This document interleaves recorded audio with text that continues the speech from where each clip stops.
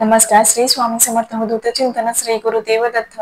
तर बघा, 27 एप्रिलला रविवारी या दिवशी खरं तर चैत्र अमावास्या आलेली आहे आणि या दिवशी खरं तर आपल्या पितरांच्या स्मरणार्थ खरं तर काही सेवा उपाय आपल्याला या दिवशी करायचे आहे बघा. तर अमावास्या ही 27 तारखेला पहाटे 4:50 चालू होत आहे आणि उत्तर रात्री 1:01 अमावास्या ही संपणार आहे बघा. तर बघा, ही अमावास्या खरं तर आपण एवढा चैत्र महिना खरं तर खूप देवदेव केले. म्हणजे बघा ना, रामनवमी, हनुमान जयंती, त्याच्यानंतर ना चैत्र नवरात्री, भरपूर अशा ह्या महिन्यात आपण सेवा केलेली आहेत. त्याच्यामुळे जेव्हा तुम्ही सगळे काही देवाची सेवा करतात त्याचबरोबर आपल्याला आपल्या पितरांच्या स्मरणार्थ काही सेवा करण्याला सुद्धा खूप महत्व आहे बघा. तुम्ही किती देवदेव करता यापेक्षा आपल्या पितरांच्या स्मरणार्थ काय उपाय सेवा करता तर ते सुद्धा महत्वाचं आहे. एक वेळ देवाची सेवा कमी झालेली चालेल, पण आपल्या पितरांचा आशीर्वाद मिळणं आपल्याला खरंच खूप महत्वाचं आहे. आणि पितृदोष हा 3 पिढ्यांपर्यंत लागलेला असतो आपल्याला. त्याच्यामुळे या दिवशी खरं तर बघा, चैत्र अमावास्या ही ती इतकीच महत्वाची आहे पितरांची सेवा करण्यासाठी बघा. त्याच्यामुळे नक्कीच आपल्याला या दिवशी सर्वांनी, मी म्हणेल सर्वांनाच पितृदोषाचा त्रास असतो बघा. प्रत्येकाच्या घरात कटकटी, भांडणं हे होत असतात किंवा तुमच्या कष्टाला यश नाहीये. तुम्ही म्हणता पारायण केली, देवदेव केला, पण तरी सुद्धा काही ना काही अडचणी येत आहेत. पण तुम्ही आपल्या पूर्वजांसाठी, आपल्या पितरांसाठी काही सेवा करता का? तर ते सुद्धा तुमच्या प्रत्येक कार्यासाठी अडथळे आणत असतात बघा, जर तुमच्यावरती सुद्धा पितरांचा आशीर्वाद नसेल तर. त्याच्यामुळे आपल्याला चैत्र अमावास्येला काही पितरांच्या स्मरणार्थ, आपल्या पूर्वजांच्या स्मरणार्थ आपल्याला उपाय करायचे आहेत. तर ते मी आज तुम्हाला सांगणार आहे. तो व्हिडिओ नक्की कंटिन्यू करा. तर बघा, म्हणजे सर्वप्रथम आपल्याला बघा, एकच दिवस म्हणजे नाही का, अमावास्या सकाळी चालू होते आणि संध्याकाळी मध्यरात्री तर संपणार आहे. त्याच्यामुळे हा एक दिवस खरंच खूप महत्वाचा आहे हा सेवा करण्यासाठी. तर आपल्याला सकाळी उठल्यानंतर ना सर्वात आधी सूर्याला अर्घ्य द्यायचं आहे पितरांच्या स्मरणार्थ. तर बघा, आपल्याला पाणी घ्यायचं आहे तांब्याच्या छोट्या ग्लासमध्ये किंवा तुम्ही तांब्याचा लोटा असता त्याच्यामध्ये पाणी घेऊन त्यामध्ये काळे तीळ टाकायचे आहेत आणि आपल्या म्हणजे सूर्य महाराजांना अर्घ्य द्यायचं आहे बघा. तुम्ही खाली अर्घ्य देत असताना खाली कुंडी किंवा बादली वगैरे ठेवा. खाली पाणी आपल्या पायावरती उडता कामा नये किंवा खाली जरी आपण ते पाणी सांडत असेल तरी त्याचा काहीच अर्थ नाहीये अर्घ्य देण्यासाठी, म्हणजे द्यायला. तर बघा, आपल्याला काय करायचं आहे, अर्घ्य देताना ओम पितृदेवताभ्यो नमः, ओम पितृदेवताय नमः असं सुद्धा तुम्ही म्हणू शकता. तर असं तुम्हाला हा मंत्र म्हणत पितरांच्या स्मरणार्थ सूर्यदेवाला अर्घ्य द्यायचं असतं बघा. त्याच्यामुळे आपल्या पितरांचा आशीर्वाद आपल्यावरती राहतो असं म्हणतात. त्याच्यामुळे नक्कीच बघा काय करायचं, म्हणजे नाही का, सूर्याला अर्घ्य द्यायचं, स्वतःभोवती प्रदक्षिणा मारायची. त्याच्यानंतर सूर्याला अर्घ्य द्यायचा, स्वतःभोवती प्रदक्षिणा, अशा 3 प्रदक्षिणा मारायच्या आहेत तुम्हाला आणि सूर्य महाराजांना अर्घ्य द्यायचं आहे बघा. त्यानंतर ना आपल्याला काय करायचं आहे की अख्ख्या दिवसभरात हा उपाय तुम्ही कधीही करू शकता. तर पिंपळ वृक्षाला आपल्याला पितरांच्या स्मरणार्थ बघा असं म्हणतात, जर तुम्हाला प्रखर पितृदोष असेल ना तर तुम्ही 40 दिवसाची ही सेवा करायची आहे पिंपळ वृक्षाची बघा. जर तुम्हाला प्रखर पितृदोष असेल तर काय करायचं आहे, दूध घ्यायचं आहे, त्याच्यात काळे तीळ आणि थोडी हळद टाकायची आहे आणि ते आपल्याला पिंपळ वृक्षाला म्हणजे नाही का व्हायचं आहे ते बघा. तुम्ही ओम विष्णवे नमः, ओम विष्णवे नमः असं म्हणत जरी व्हायला तरी सुद्धा चालू शकतं किंवा तुम्ही ओम पितृदेवताय नमः, ओम पितृदेवताय नमः असं म्हणत सुद्धा तुम्ही पिंपळ वृक्षाला वाहू शकता बघा. हे करत असताना आपल्याला पिंपळ वृक्षाला स्पर्श करायचा नाही. पिंपळ वृक्षाला स्पर्श फक्त शनिवारीच करायचा असतो. इतर दिवशी आपण पिंपळ वृक्षाला स्पर्श करू शकत नाही बघा. त्याच्यामुळे आपल्याला ही सेवा, हा उपाय करत असताना पिंपळ वृक्षाला आपला स्पर्श होणार नाही याची काळजी घ्यायची आहे. आणि मग बघा, हे अर्घ्य दिल्यानंतर ना आपण आपल्याला पिंपळ वृक्षाला हे दूध वाहिल्यानंतर हळद, काळे तीळ आणि दूध हे व्हायचं आहे. आपल्याला अगरबत्ती लावायची आहे. दिवा लावायचा आहे आणि त्यानंतर आपल्याला पिंपळ वृक्षाला 11 प्रदक्षिणा घालायच्या आहेत. प्रदक्षिणा मारत असताना तुम्ही म्हणजे नाही का ओम विष्णवे नमः, ओम विष्णवे नमः असं सुद्धा मंत्र जाप करू शकता किंवा तुम्ही ओम पितृदेवताय नमः, ओम पितृदेवताय नमः असा सुद्धा नाम जप करू शकता या दिवशी. म्हणजेच चैत्र अमावस्याच्या दिवशी तुम्ही सकाळी करू शकता हा उपाय, संध्याकाळी देखील करू शकता. तर बघा ज्यांना प्रखर पितृदोष आहे त्यांनी जर हा उपाय कंटिन्यू 40 दिवस केला तर अति उत्तम. मग हा तुम्हाला अनुभव आल्याशिवाय राहणार नाही. मी स्वतः हा उपाय केलेला आहे त्याच्यामुळे तुम्हाला सांगतेय. खरंच खूप म्हणजे खूप फरक पडतो आपल्या घरात. तर बघा हा सुद्धा उपाय तुम्हाला करायचा आहे. त्याच्यानंतर बघा आपल्याला काय करायचं आहे तर या दिवशी दानाला सुद्धा खूप महत्व आहे. बघा तुमच्याही जवळपास किंवा ब्राह्मण वगैरे राहत असतील किंवा बघा केंद्रात प्रत्येक महिन्याच्या अमावस्येला ब्राह्मण काका येत असतात, त्यांना खरं तर आपल्याला हिरण्य दान करायचं असतं आपल्या पितरांच्या स्मरणार्थ. तर बघा तुम्ही तुमच्याही जवळपास केंद्र वगैरे असेल किंवा ब्राह्मण काका राहत असतील तर त्यांच्याकडे जाऊन तुम्हाला हिरण्य दान करायचं आहे. तर 2 जानवे जोड घ्यायचे आहेत, 8 पाव किंवा पावशेर पेढे घ्यायचे आहेत बघा.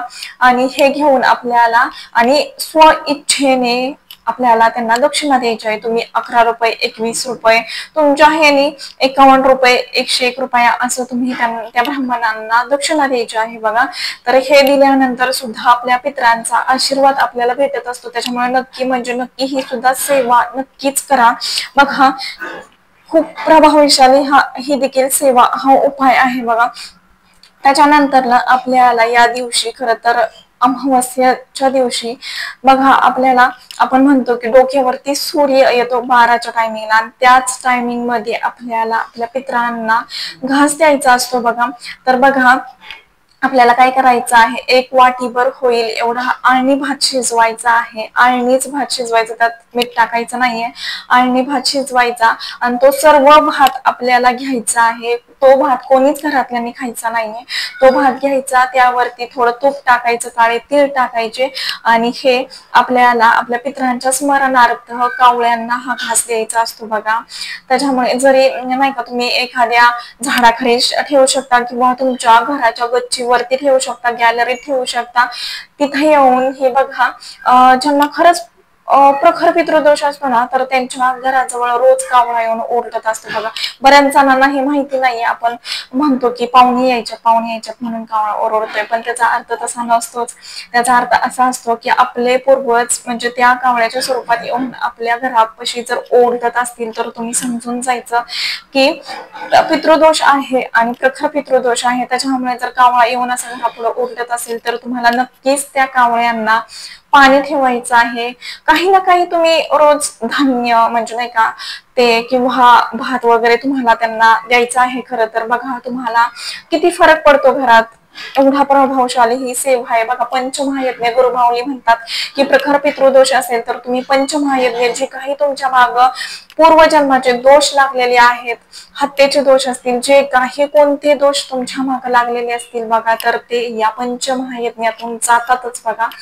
तर ते देखील तुम्ही रोज केलं तर अतिउत्तम. पण जरी रोज करणं शक्य नसेल तरी अमावस्याचा दिवस तरी गुरु व्हायचा नसतो.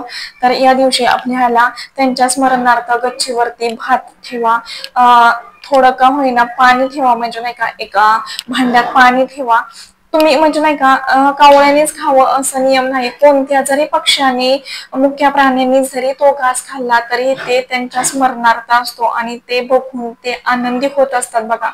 तुम्ही तुमच्या घरात म्हणजे जे काही येतं, काही काही गोष्टी अशा असतात की तुमच्या घरात म्हणजे तुम्ही जर पितृ तुमच्यावरती प्रसन्न असतील ना तर कितीतरी गोष्टी देवांचा आशीर्वाद नसला तरी सुद्धा होऊ शकतात बघा तुमच्या आयुष्यात. कितीतरी संकटे ते देखील मार्गी लावत असतात आपले. त्याच्यामुळे असं म्हटलं जातं की देवांच्या आशीर्वादापेक्षा सुद्धा आपल्या पितरांचा आशीर्वाद असणं सुद्धा तेवढंच महत्वाचं आहे. देवांच्या म्हणजे नाही का आधी खरं तर पितरांना मान दिलेला आहे आपल्या हिंदू धर्मामध्ये बघा.